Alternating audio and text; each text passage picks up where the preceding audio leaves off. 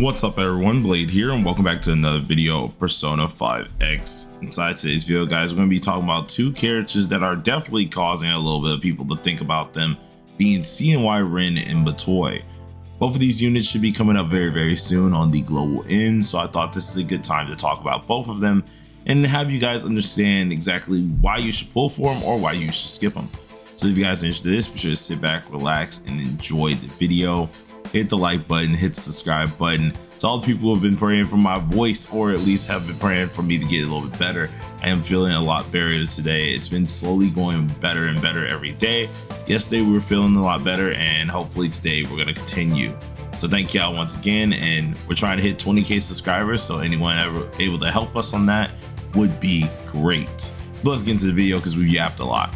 So I'm now going to swap on our TW account, which you guys should see on the screen now, where we have two units absolutely making people want to pull.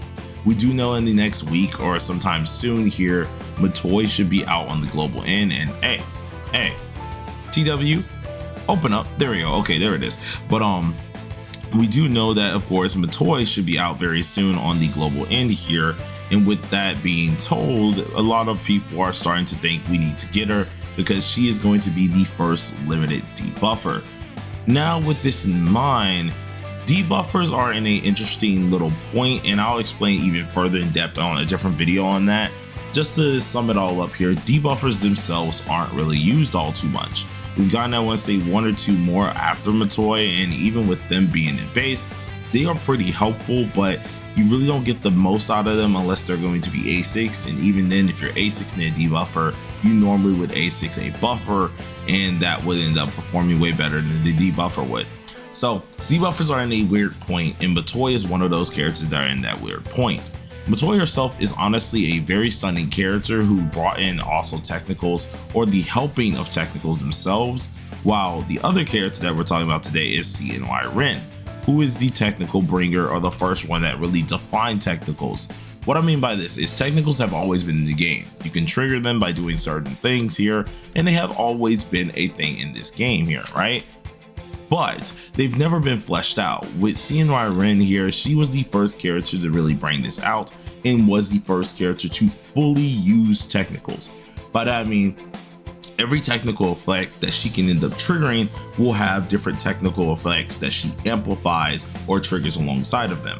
Matoi, or Mio, is the one who ends up allowing her to then amplify those technical effects even more so, making technical damage in any type or form that she's able to trigger be even more so worth it.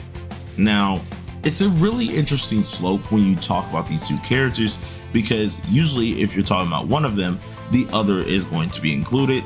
Hence the reason why you have to get, if you get like CNY Rin, you got to get Matoi. If you get Matoi, well, I hope you got CNY Rin, because their main uses kind of are intertwined. Matoi herself, being a debuffer, can be used with what's called CNY Rin in other units, though her main use is going to be triggering that technical. The only way you're able to really do this is if you have honestly CNY Rin at your disposal at all times. Though if you don't have her, then you kind of see the problem right there.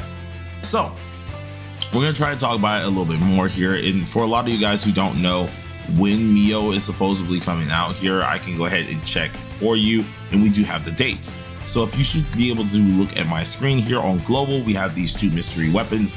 Obviously one is for Mio, one is for CNY Rin, so it does mean that those two are coming first. Mio, we do know, is happening within the week, of course, so she should be coming out in, yes, on the 12th. It is currently the 9th, so it will be this week most likely that she is dropping. And then we have CNY Rin coming out on the 4th. So let's say this goes to the 12th, right?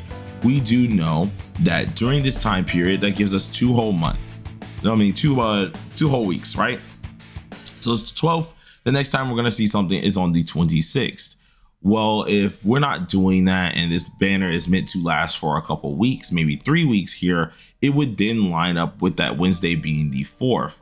Because at least at that point here, I do think Rico's banner should be ending on the 4th, meaning when Rico leaves, CNY Rin will creep in, and then they're going to slowly like introduce maybe Violet in them to really get back into that like rotation of characters, right?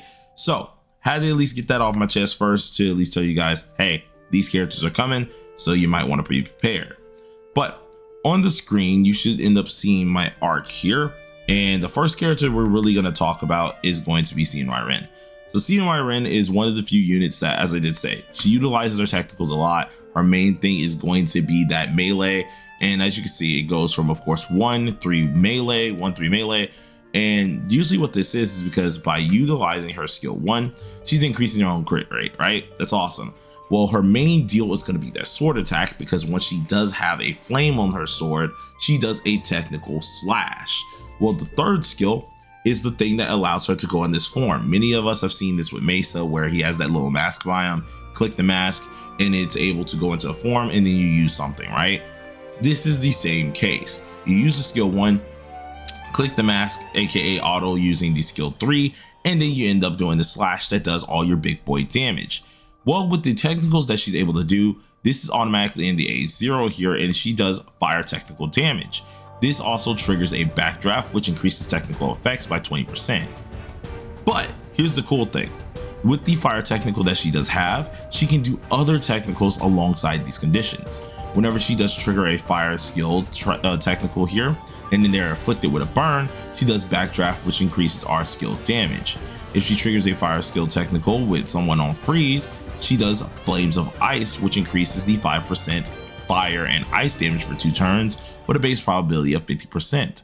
If she triggers a fire skill on a technical that has a wind shear, aka a wind debuff, she activates Flame Tempest, and this allows her to deal additional fire damage equal to 1% of the target's max HP once.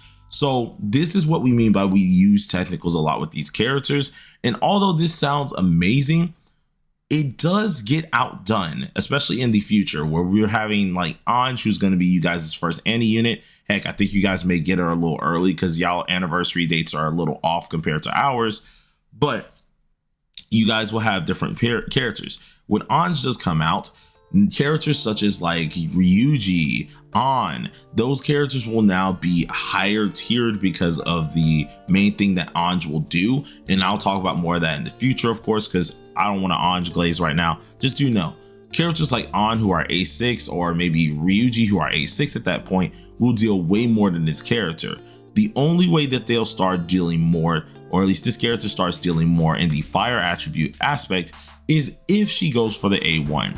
So if you're a person who's trying to plan for like, I need me a really strong fire AoE DPS, you would probably want to use your An, who's going to be A6 at that point in time, because you should have a lot more A6 An dupes, or a lot more dupes for An if you've gotten pretty lucky. Now, I'm not saying everyone's getting that lucky, because of course, I'm not even that lucky just yet. I think I have like A3, A4. So obviously it is going to take some time, but you still have an option there, right? Instead of investing gems that could be for other characters. Well, the thing is with this character, she is still stupid good, without a doubt. She's insanely nice. She's great. She's one of the cooler AoE DPS in the game. But once again, if you pull for her, you got to take into account maybe getting the A1. And then this is where the things start to ruffle some feathers. You then have to take into account into getting Matoi. Now, Matoi is the problem here, because when it does come down to getting her, we didn't have the issue of debuffers. Debuffers are in a very, very bad standpoint. And where is my Matoi? Like, hold on, where you go? Oh, there she is. But debuffers are in a very, very bad point right now, especially in P5X. And it's mainly because you can always outdo them with a buffer. Buffers themselves give so much to a team, to a point where debuffers, they feel nice to use, but you're actually dealing a lot less. This was stat calculated in many aspects here, where debuffers just aren't going to be doing as much as a buffer would in the future. At first, Matoi is going to seem pretty okay, but then afterwards you're going to notice that she starts to fall off. Now, she is mainly meant with technical driven focuses in mind. As you can see, technical focus AoE debuff, defense down debuffer that specializes in burn setups. Her whole deal is to push CNY Rin further, to push anyone with a AoE burn technical further. If you can see, she has skill master, and this influences the potency of different technical effects. So we have the one that says backdraft, which is the main one that Rin ends up using here. She's able to increase that by 10% of their skill damage. Cold Thunder, she's able to increase this by 10% of skill damage. Flames of Ice, which is something you can do with Rin as well, able to increase this by 5%. Flame Tempest, able to increase this damage by 6%. And Ice Seal, which I'll be honest, no one cares for Ice Seal, so it doesn't work on majority of things, especially bosses. So I mean, like, who cares about that? But you guys get the gist. She is mainly meant for technicals, so there is no real need to have her with AoE people, or at least have a debuffer. Plus, with how this character does go, you do want to do a 1-3-1-3 situation, which is still the perfect skill rotation, but if you're a person who's trying to use her optimally, this is where it becomes a problem. You pretty much say no to the 5-star weapon, you're not going to need it, unless you are going for the extra ice technical here and extra EHR. That's going to be very important because, to be honest, the EHR from the 4-star is more than enough with this character, but if you want to really invest into her, this is where things also get a little bit more problematic. You technically want her A1 because her A1 gives her 1 extra extinguishing power, allowing her to immediately get this 1-3-1-3 rotation to get the enhanced version of her 3rd skill, which is Bursting Waterfall Tornado. Pretty much putting it simple, to get this enhanced skill, you will not be able to use it for at least 4 turns, right? Because on your first 2, well, I can't use the enhanced skill, which is on skill 3, therefore I'm only getting the basic buff off of it. Then of course the 3rd skill, you have to use skill 1, so you're not getting that extra, what's it called, thing that you need for your skill 3 just yet, because it doesn't make sense for the rotation. Meaning on the 4th turn, that is when you're able to actually use the full amount of her rotation. Matoi and CNY Rin are very problematic with that. You can use them at base, though they can get outscaled by other DPS or either just outdone by buffers, being that she isn't the craziest of debuffers, and that's just the thing inside of P5X. Debuffers are just not like that. Of course, you could use Matoi with other teammates. She is a AoE debuffer after all, making her insanely good, but at the same time, when you go ahead and pair that AoE debuffer and compare it to a buffer, you're usually going to get more worth out of a buffer rather than a debuffer. So it comes down with a lot of problems that can end up happening, though both of these characters are still beautiful. They do have their cons, being A1 is kind of pushed on you. The 5-star, I wouldn't say is pushed. Both of them are actually pretty dang good with their 4-star weapons. Tried them both out a while ago. I might redo it again so I can show you guys for damage numbers, but they're cool at the 4-star weapon category, so that's cool. That's less you gotta invest in, but they're not cool when it does come down to the A1s, and we do know how much global is usually making you go to pity, whether it's 110 or 50-50. So I really just wanted to talk about these characters. I didn't want to talk too much on them here, but they're going to be coming out very soon. They're pretty darn good characters, if I do have to say so myself. For the time being of when they do release, they will be pretty good, right? We don't have many other ways to go against them. There's going to be lots of content that focuses on them. As I found out yesterday, Global in themselves, when it does come down to SOS, reacts off of 3x on the weakness. So obviously, if you're probably using like Ice or Matoi in an Ice related team, the 3x SOS amount is going to be worth it for you. So getting this character could be worth for that time period. But as time does go on, of course, it may start to slip because you don't really use her in as many teams as you think you will. And then of course, you will probably use a buffer who's going to amplify your main DPS of that element even more so than a debuffer would. And then along with the last lines, I want to say with CNY Rin, we have so many characters coming back to back. Going for an A1 on majority of these characters is going to be very scary. And I even went for A1 to A2 on this unit. I definitely said it's worth to get that A1 because if you don't get A1 on here, On is going to creep on up here later down the line, and she will be out DPSing CNY Rin.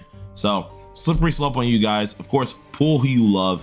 And with that all out the way here, hope you guys enjoyed the video, and I'll talk to you next time. Free to plays, please do skip. Peace out.